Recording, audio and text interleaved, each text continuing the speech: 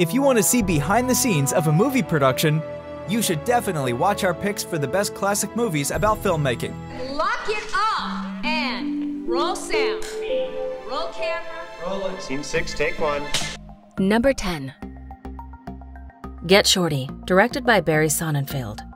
Delivering an ultimately smart twist on the classic Hollywood gangster dynamic with a cast where each one is more charming than the other, Get Shorty also takes a cool turn on the Hollywood industry. After mobster Chili is told to get the bills from a shady Hollywood producer, he soon learns that maybe he wants to be the same thing and pitches his life as a story. It says here you're getting Martin Weir for the part of Lovejoy. That's right, we're getting Martin. Come on. How are you gonna do that? I'm gonna take a gun, I'm gonna put it to his head, and I'm gonna say, sign the fucking papers, Martin, or you're dead. That's it. Number 9. This is a tough story, a tragedy, in which an innocent woman dies. Why? Because that happens.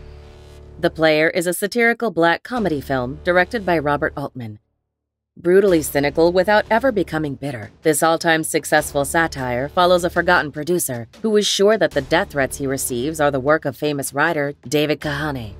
After murdering him and blaming the truth on someone else, he reinvents his career without knowing that the past is still haunting him. We want them to see a district attorney. Bruce Willis.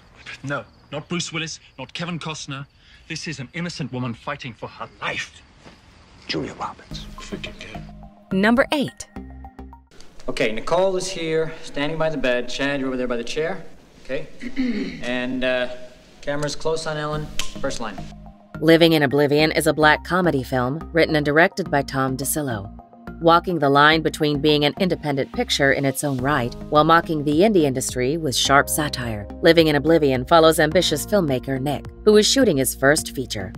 But as tensions rise between the actors on set who just had an affair, and as money and time run out, the completion of the film becomes nearly impossible. All this time, I thought. Then you kiss. Don't do it now. Okay, how's that feel?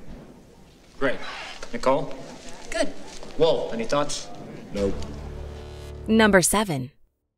I guess I write about people like you. The average working stiff, the common man. Well, ain't that a kick in the head? Barton Fink is a period black comedy psychological thriller film written and directed by the Coen brothers. Packed with the Coen brothers' remarkable style and humor, Barton Fink is a sharp satire on the film industry. We witness how the titular author, Barton, agrees to write the screenplay to a B-movie. Struggling under the pressure, he finds his attention destroyed when a series of bizarre events distracts him again and again. We have an opportunity now to forge something real out of everyday experience. Create a theater for the masses based on a few simple truths, not on some shop-worn abstractions about drama that don't hold true today if they ever did. Number 6. Now, what do we put on the screen that'll make the backs of their necks crawl? Two eyes, shining in the dark. The Bad and the Beautiful is a melodrama film directed by Vincente Minnelli, offering ugly insight into the hubris and egos that have shaped Hollywood throughout the centuries. The Bad and the Beautiful examines how greed and power shape the system.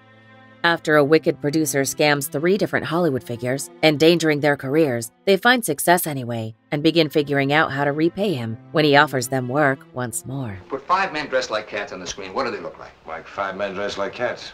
When an audience pays to see a picture like this, what do they pay for? To get the pants scared off them. And what scares the human race more than any other single thing? Number 5. On va pouvoir y aller. Alexandre, vous êtes prêts? Oui. Julie? Bon. Moteur! Pamela, 24 premières. Day for Night is a 1973 French film directed by Francois Truffaut. In this charmingly fresh flick, we witness how reality and fiction blur for movie director Ferrand. When he increasingly finds obsession in observing the stars of his movie, he decides to craft his movie based on their real-life dramas. While we witness those in rather unexpected turns, the director loses track of the subject more and more. Allons-y, Alexandre.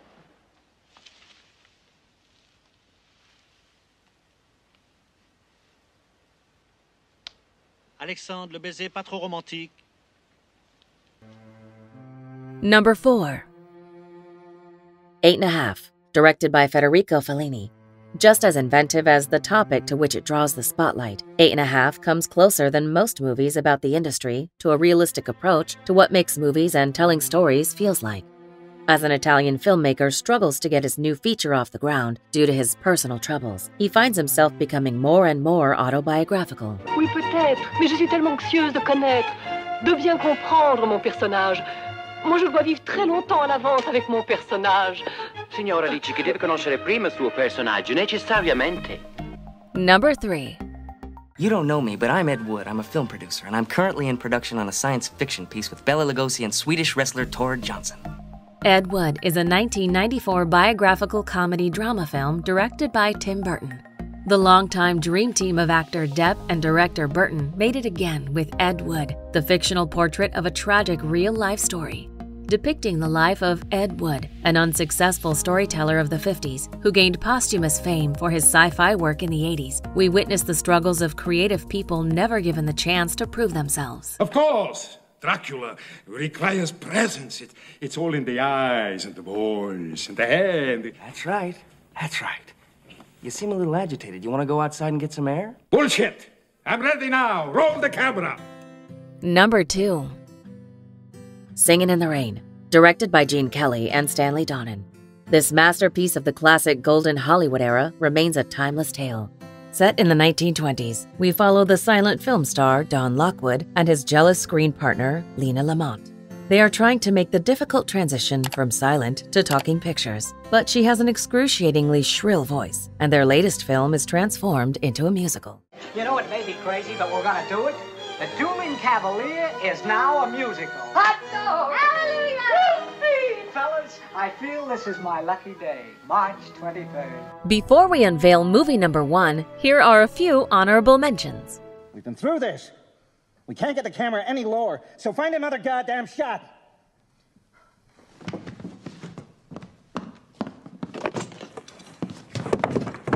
Listen, what the fuck are you doing?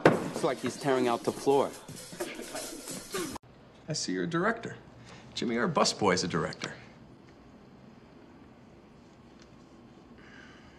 I could start today after 4 p.m. You could start today if I needed a waiter today. I got 70 people on a waiting list. This is hard. Just one more question. In addition to being a major star in this film, would you also be willing to run errands? Oh, gosh, I'm really hoping to get a career running errands. That'd be a major boost for me. Number 1. Un giorno l'auto, taglio. Proprio così. Cinema Paradiso is an Italian drama film written and directed by Giuseppe Tornatore.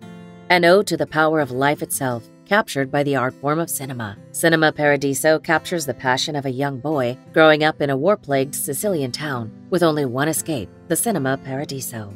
When he grows up to be a handsome man, only one thing is missing, the bravery to take the next step and become a filmmaker. Do you agree with our list? Please let us know in the comments. If you want to know more about a particular movie in this list, you can check out our links in the video description. And for more top 10 movie videos, be sure to subscribe to Community TV.